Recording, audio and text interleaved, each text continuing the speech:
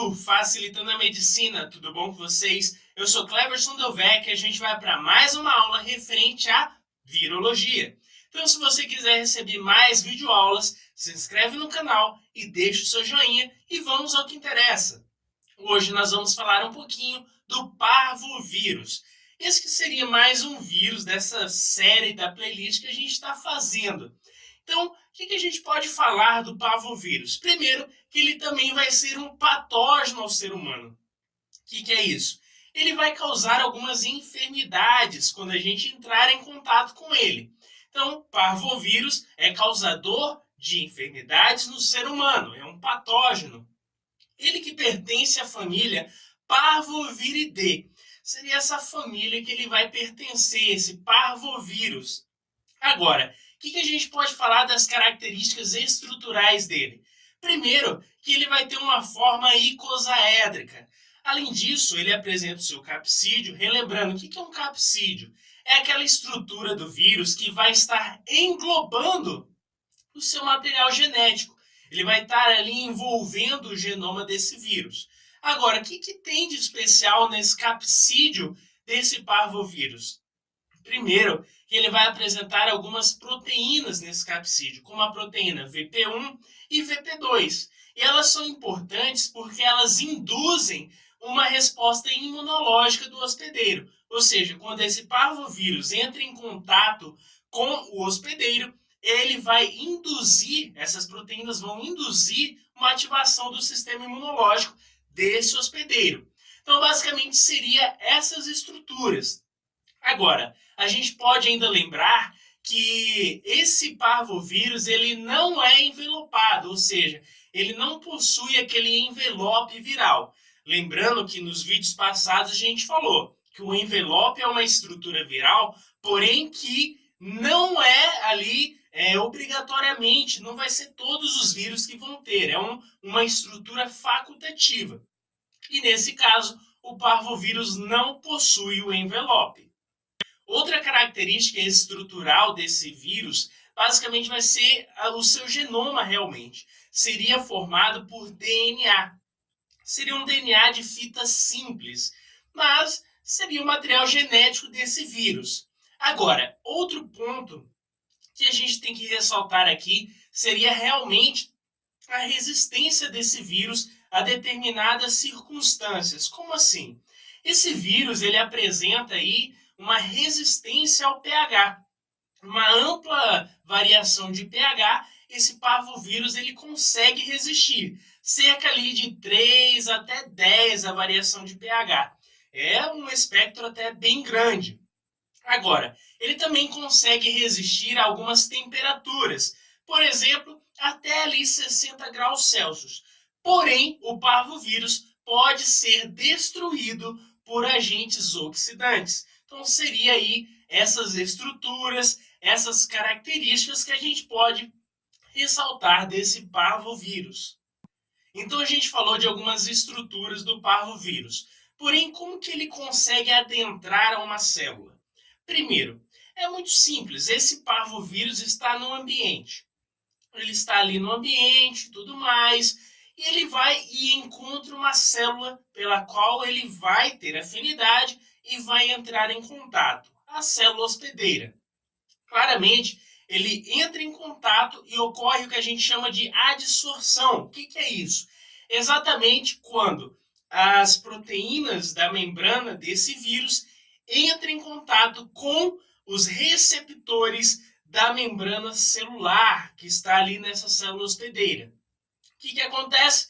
Ocorre esse contato, ocorre a adsorção. Agora, tem um ponto que a gente tem que ressaltar aqui. Esse parvovírus ele possui maior afinidade, principalmente pelas células que apresentam um antígeno P em sua membrana. E quais células que têm esse antígeno P na membrana? São as células da linhagem eritroides, por exemplo, as hemácias, os nossos glóbulos vermelhos.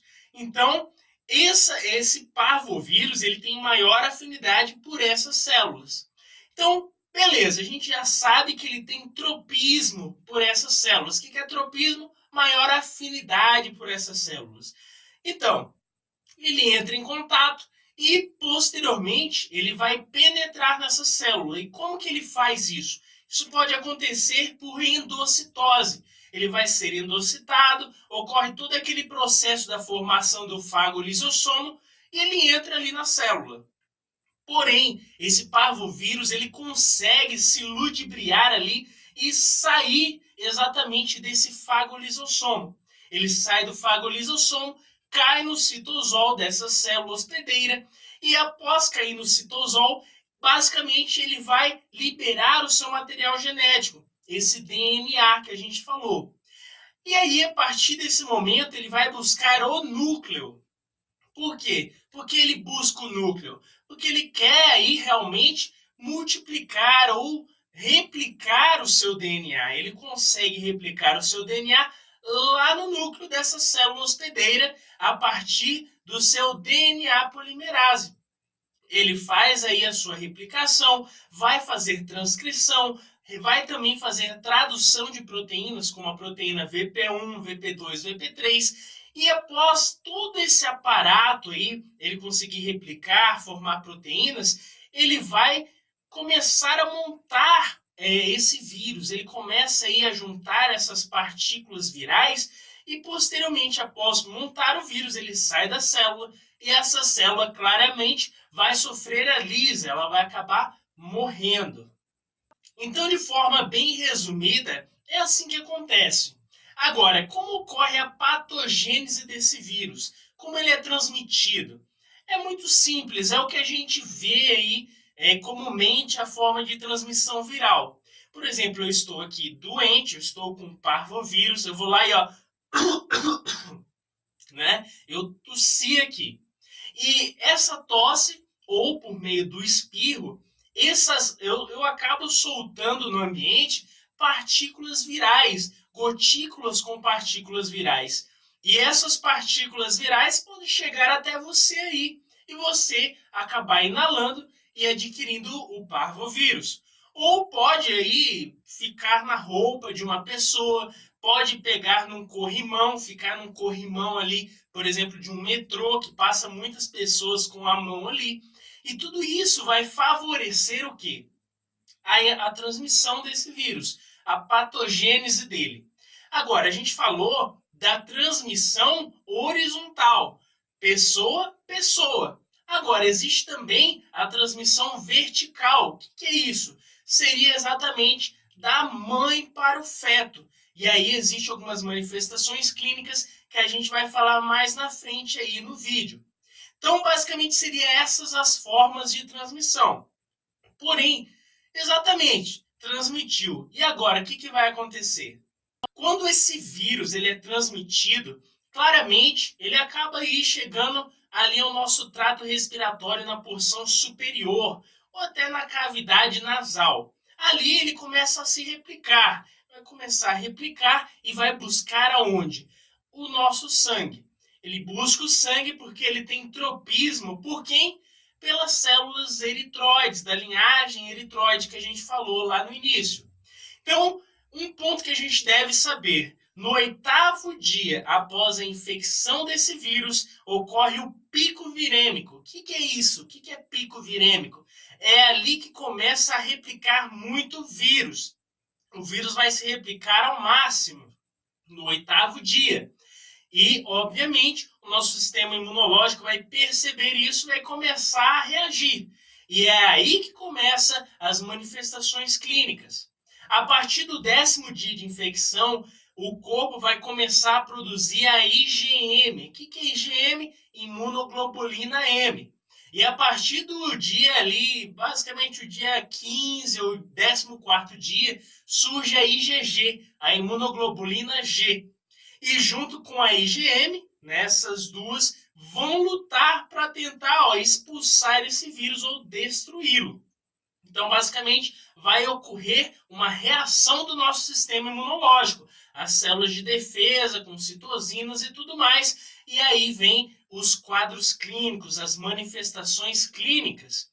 Lembrando que esse parvovírus tem maior tropismo, maior afinidade pelas células eritroides, as células do sangue. Então, muitas células sanguíneas vão ser destruídas e a pessoa pode chegar a uma anemia crônica, que a gente vai falar agora nas manifestações clínicas.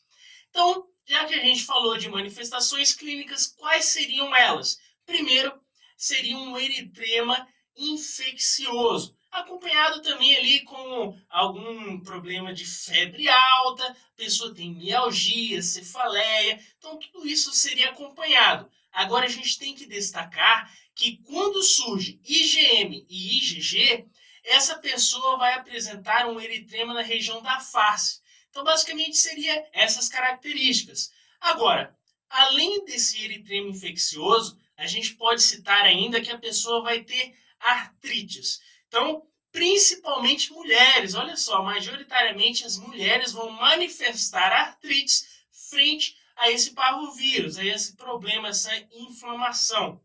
Então, guarda essa informação também. A gente pode destacar que existe uma aplásia, porém seria transitória. Isso acontece pela anemia hemolítica. O que é anemia hemolítica? É quando eu tenho lise, destruição de hemácias das nossas células sanguíneas. E por que isso acontece? Porque a gente acabou de falar que o parvovírus ele tem maior afinidade pelas células sanguíneas. Então eu vou estar destruindo muitas hemácias e claramente essa pessoa vai ficar anêmica. Então, existe aí uma perca de hemoglobina, uma perca de hemácias e vai faltar chegar oxigênio às nossas células, vai faltar chegar aí também nutrientes. Então, vai ter todo esse problema ocorrendo nessa pessoa. Uma observação que a gente tem que falar: pacientes imunodeprimidos, ou seja, o sistema imunológico já está ali fraquinho. E aí, o que acontece? Vai ter um problema anêmico crônico. Por quê? Está perdendo muitas células de defesa. Essa pessoa está imunodeprimida e ainda vai perder ainda mais hemácias, mais células sanguíneas. Então, o quadro dessa pessoa realmente fica mais agravado. Agora, você lembra que eu falei lá no início que existe uma transmissão da mãe para o feto, ou seja, aquela transmissão vertical?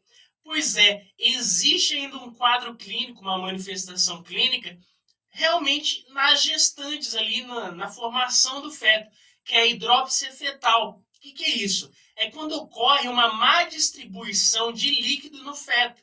E o que isso vai ocasionar, basicamente? Ocorre ali nesse feto uma má formação do sistema cardiovascular e, com isso, uma congestão sanguínea. Então, seria aí um quadro mais agravante que deve ter um acompanhamento médico nesta gestante e no cuidado ao feto. Agora, e o diagnóstico? O diagnóstico é simples, a gente pode aí realmente seguir a clínica, realmente o que está acontecendo com esse paciente, ver quais as manifestações clínicas, mas também o exame laboratorial. Pode fazer sorologia, porém não é tão específica e pode ser um pouco mais tardio. Porém, pode fazer também o PCR. E o tratamento? Qual seria o tratamento para esse paciente? Bom, quanto ao tratamento, não existe ainda, até hoje, 2018, um antiviral específico para o parvovírus. O que eu faço então? Eu apenas faço um tratamento paliativo ou sintomático desse paciente. Seria autolimitada. Por exemplo, ele está com febre. Eu vou lá e dou um medicamento para febre. Ele está com dor, vou lá, dou um analgésico. Então, seria ali paliativo, seria apenas sintomático. Porém, eu não devo usar os AINES, os anti-inflamatórios não esteroides, em crianças, mas eu posso utilizar em adultos. Outro ponto também que a gente deve ressaltar seria referente àquelas pessoas que estão imunodeprimidas. Lembra que eu falei agorinha? Aquelas pessoas que já têm ali um sistema imunológico mais fraquinho, estão ali com anemia bem deficitária, bem crônica realmente. O que eu faço? Administro eritropoetina. Para que eu vou administrar essa eritropoetina? Exatamente para induzir a medula óssea a produzir mais células sanguíneas para repor aquelas que o vírus acabou destruindo. Ou seja, por exemplo, as hemácias. Entendeu? Então, basicamente, eu posso utilizar essa eritropoetina para auxiliar aí também. E nas grávidas eu tenho realmente, nas gestantes, fazer um tratamento aí mais intensivo para tentar sanar esse problema, para evitar a hidrópsia fetal que a gente citou. E até hoje, 2018, ainda não existe uma vacina específica para o parvovírus. Então, pessoal, com isso fizemos mais um resuminho. Se eu te ajudei, deixa o seu joinha e se inscreve no canal. Valeu?